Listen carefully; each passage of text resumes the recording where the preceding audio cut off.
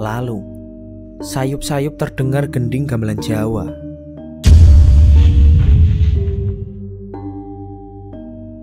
Suaranya terdengar mistis. Awalnya terdengar jauh dan juga pelan. Lama-kelamaan, suara itu seakan bergerak mendekat dan semakin mendekat, diiringi wangi bunga kantil yang juga semakin pekat. Dan yang terjadi selanjutnya adalah tiba-tiba yang membentang di hadapanku bukanlah lagi tanjakan terjal, melainkan tangga batu. Kabut tipis melayang di puncak anak tangga. Sumber cahaya berasal dari sebuah api obor di kanan kiriku. Gending gamelan tadi terdengar jelas sekarang, dan sumbernya ada di ujung tangga ini.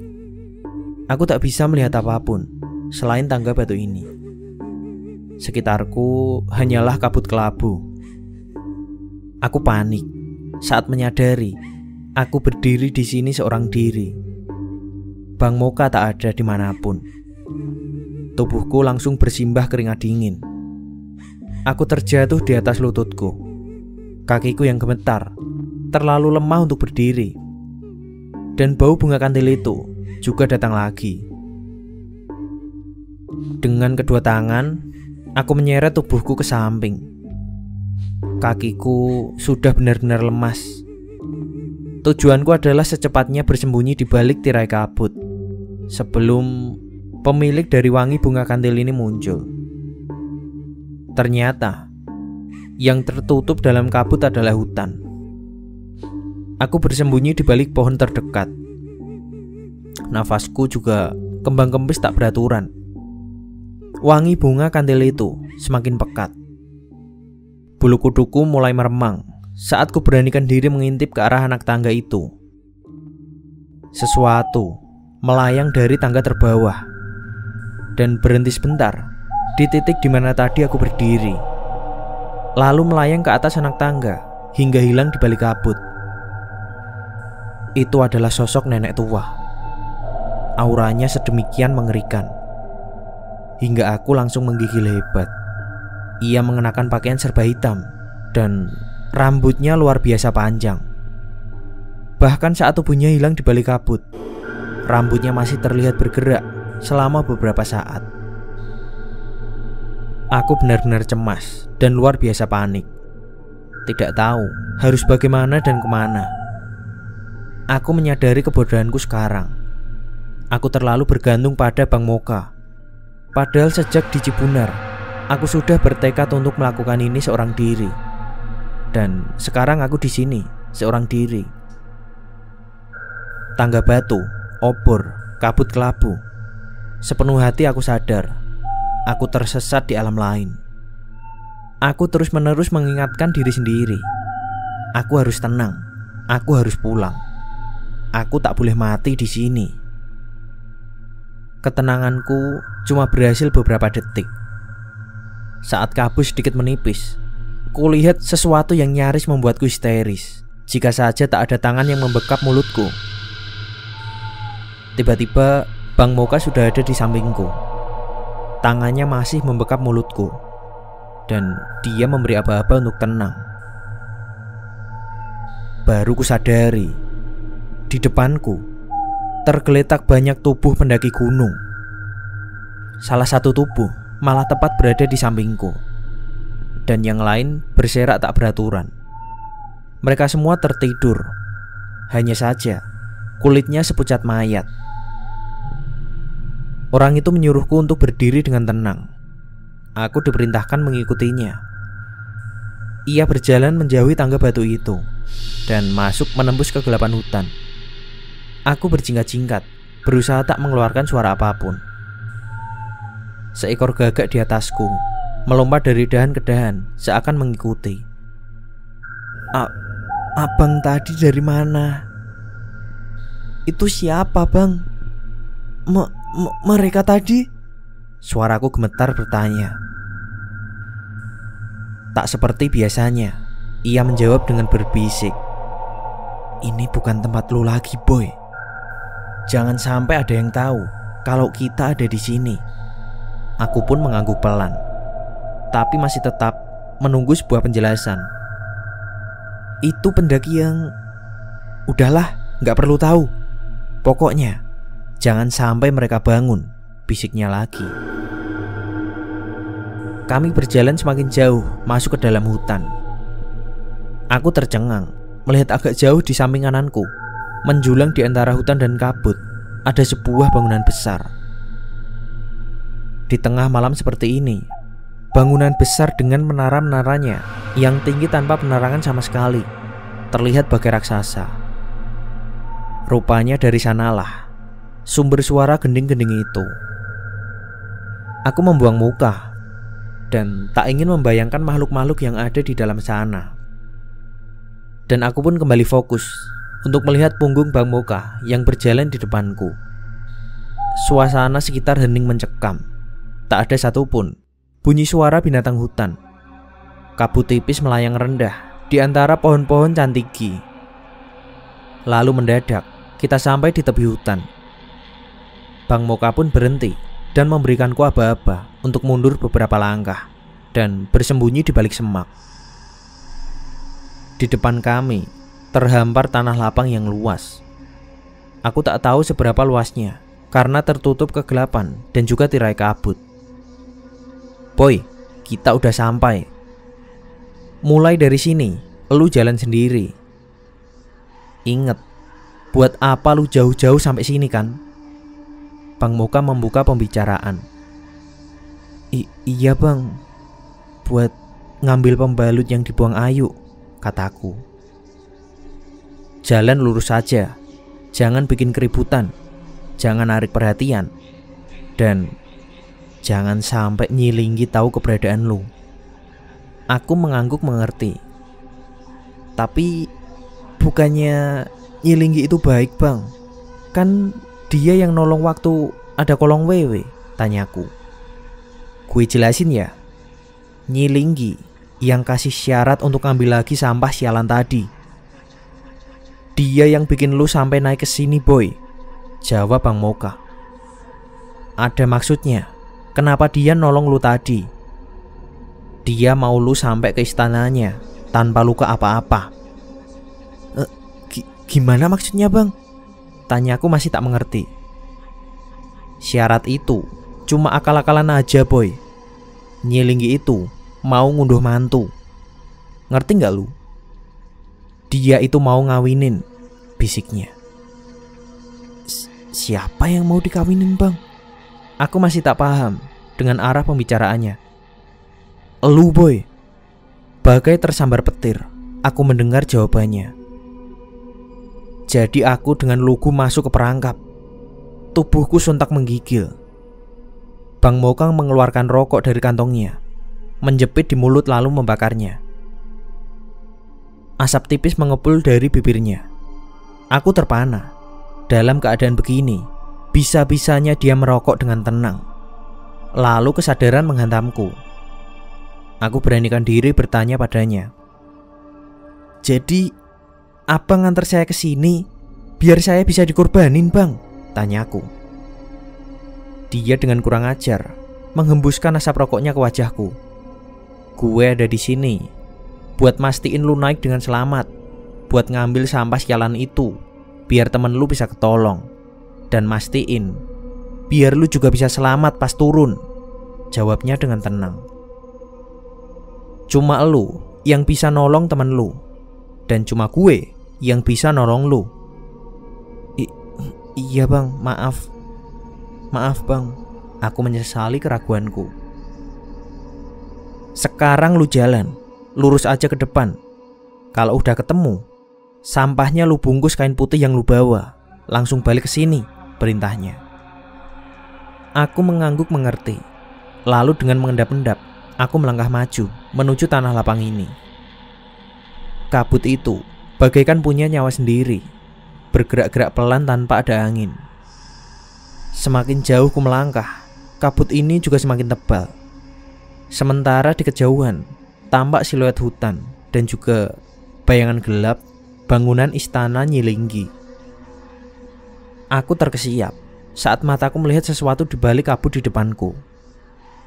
Dalam diam, aku berhenti lalu berjongkok, sambil mataku tetap memandang siluet di dalam kabut itu. Pelan, aku menyeret kakiku, bergerak mendekat. Keringat menetes di dahiku. Semakin dekat, bayangan itu mulai terlihat semakin jelas. Nampak seperti gundukan sesuatu. Saat akhirnya kabut tersibak, aku terkejut mendapati apa yang kulihat. Itu adalah sebuah kuburan baru. Nampak dari tanahnya yang masih merah dan gembur. Di atasnya tergeletak begitu saja, dan itu tampaknya adalah pembalut yang kemarin dibuang Ayu. Dari pembalut itu merembes darah segar berbau anyir. Lelehan darah itu mengalir ke bawah hingga akhirnya membuat genangan darah di batas kabut. Tubuhku mengejang membaca nama yang tertulis di nisan kuburan itu. Nama Ayu tertulis jelas di sana, lengkap dengan tanggal lahirnya. Bulu kuduku berdiri melihat tanggal kematiannya adalah hari ini. Dengan tangan gemetar, ku keluarkan kain putih dari kantong celanaku. Ku angkat pembalut yang masih terus meneteskan darah itu, dan segera ku bungkus dengan kain tadi. Seiring kabut yang semakin menipis, sudut mataku menyadari ada sesuatu yang bergerak-gerak. Aku sedikit berteriak histeris dan jatuh tertunduk saat kabut menyibakkan tirainya. Nampak sesosok makhluk sedang menjilati darah di tempat genangan tadi. Wajahnya penuh darah, lidahnya panjang terjulur, tangan dan kakinya menekuk seperti kucing. Rambut panjangnya lepek dan matanya menatap lurus ke arahku. Dengan kaki gemetar, aku beringsut mundur dan terus mundur dengan perlahan. Sebisa mungkin tak membuat gerakan mendadak. Namun mata makhluk itu terus saja menatapku. Dengan pelan bergerak mundur, tapi dia tetap di sana. Lidahnya sudah berhenti menjilat, tapi dia tetap di sana. Lalu kurasakan sesuatu yang lembut tersentuh oleh punggungku. Aku langsung berhenti dengan tegang menengok ke belakang. Tubuhku membeku, berdiri tepat di belakangku, dengan rambut terurai panjang hingga ke tanah. Nyilinggi. Tubuhku seketika menggigil tak terkendali. Tidak sedikit pun aku mampu bergeser. Makhluk itu terus menatapku.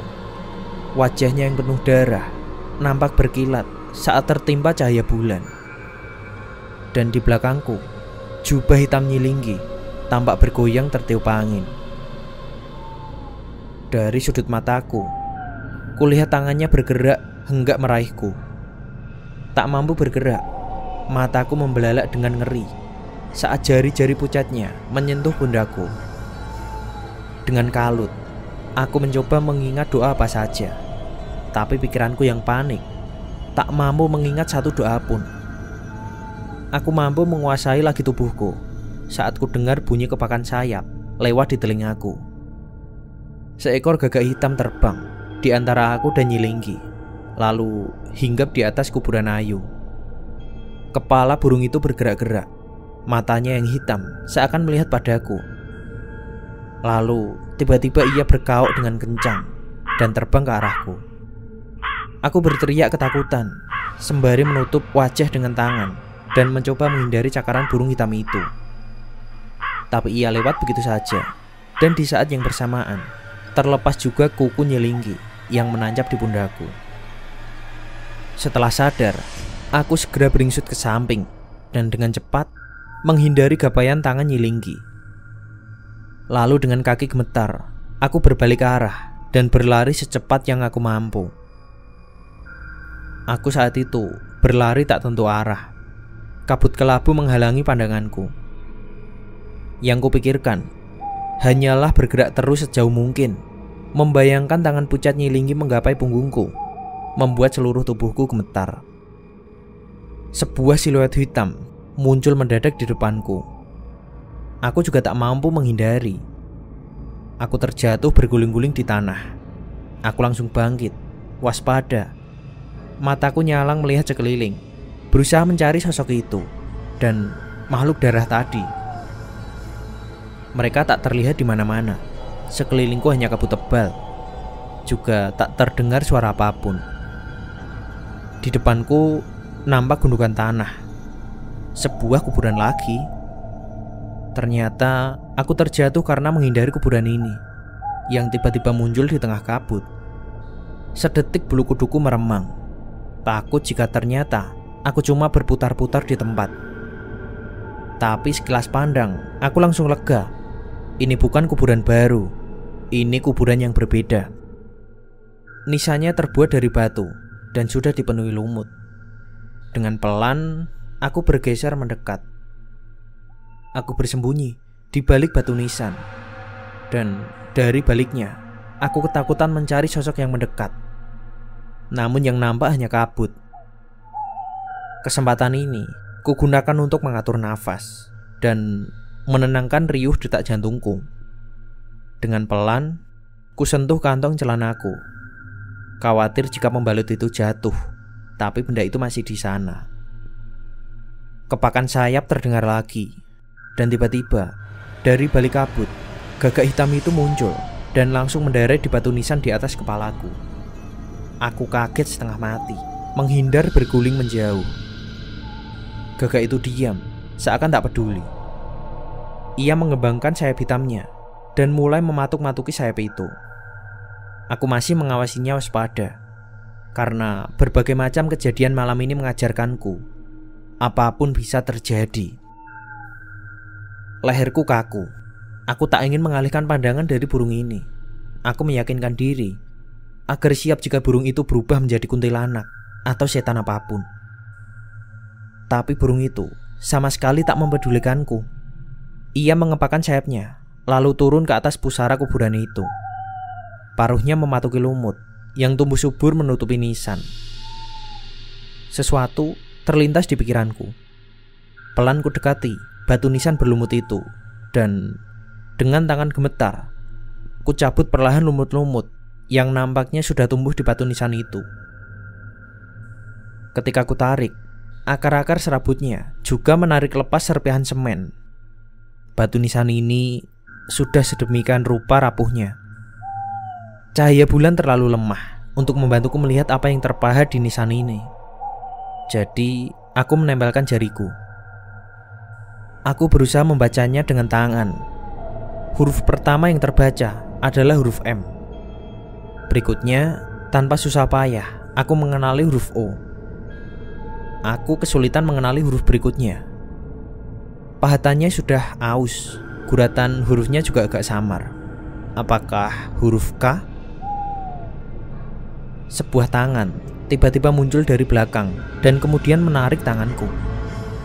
Aku pun histeris. Kaki dan sebelah tanganku yang bebas dengan panik memukul dan menendang-nendang, berusaha melepaskan diri dari cengkeraman makhluk apapun itu.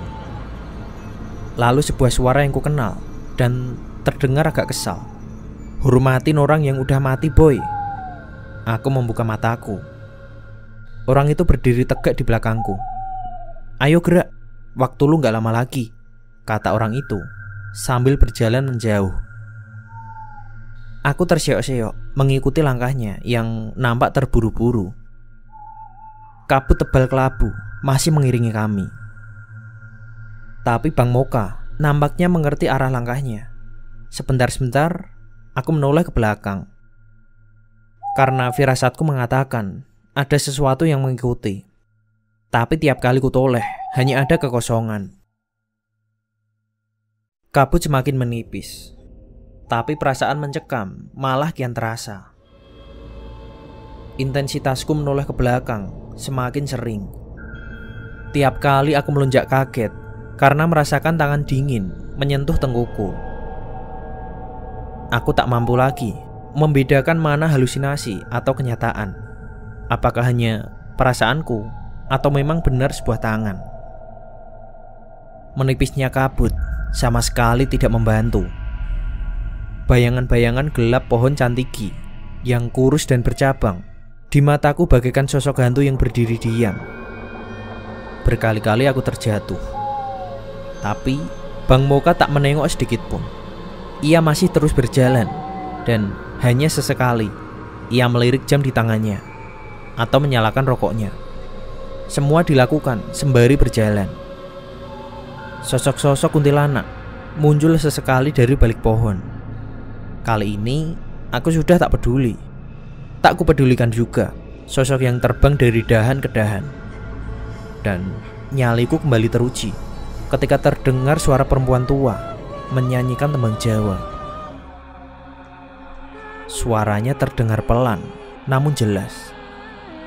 Bang Moka mendadak berhenti dan mengeluarkan parangnya. Alih-alih terus berjalan mengikuti jalur, Bang Moka malah menerobos semak di sebelah kiriku. Parang tadi ia gunakan untuk membuka jalan. Kami menerobos ilalang setinggi pinggang. Di beberapa tempat, ilalang itu bahkan melebihi tinggi tubuhku. Sebuah tangan menjulur dari balik semak, tapi dengan entengnya Bang Moka mengayunkan parangnya dengan cepat. Tangan itu pun putus dan berubah menjadi kabut. Seiring jalan, juluran tangan itu semakin banyak. Mereka tak hanya muncul dari semak, tapi juga dari bawah tanah. Bang Moka kembali berhenti. Kali ini ia mengajakku berbalik, menyusuri jalur semula.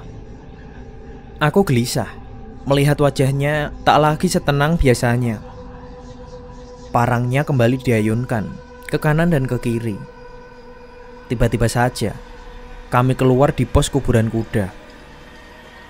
Kemunculan mendadak kami rupanya mengalihkan perhatian hantu-hantu orang desa yang tampak sedang merubung di tenda pendaki. Puluhan mata menatap kami tanpa berkedip. Tanpa ada komando, tiba-tiba mereka bergerak pelan ke arah kami. Aku histeris ketika hantu terdekat memeluk pahaku. Aku meronta-ronta hingga terjatuh. Tangan itu baru lepas ketika Bang Moka menarikku. Sementara suara perempuan tua yang menyanyikan tembang Jawa tadi terdengar semakin mendekat. Orang itu berbisik pelan di telingaku, "Lari boy." Lalu dia menambahkan, "Jangan sekali-kali nengok ke belakang." Bersamaan dengan terciumnya bau anyir darah, Bang Moka berlari sambil menyeretku. Aku pun berlari zigzag, menghindari tangan-tangan hantu dan juga orang desa yang berusaha menggapai kakiku. Lepas dari kepungan hantu orang desa, aku memohon kepada Bang Moka untuk berhenti sejenak untuk beristirahat. Kedua kakiku hampir mati rasa, tapi dia terus menarikku. Aku berlari dengan terpincang-pincang, juga menahan nyeri di telapak kaki. Hingga akhirnya aku pun rubuh karena pahaku keram. Rasanya seluruh tenagaku terkuras habis. Di depanku, di balik semak-semak, nampak sebuah pohon tua yang sangat besar. Kulit kayunya berwarna putih, dan sulur-sulur panjang mirip rambut jatuh di sana-sini dari dahan-dahan raksasanya. Yang pertama kulihat adalah pocong yang muncul di balik pohon itu.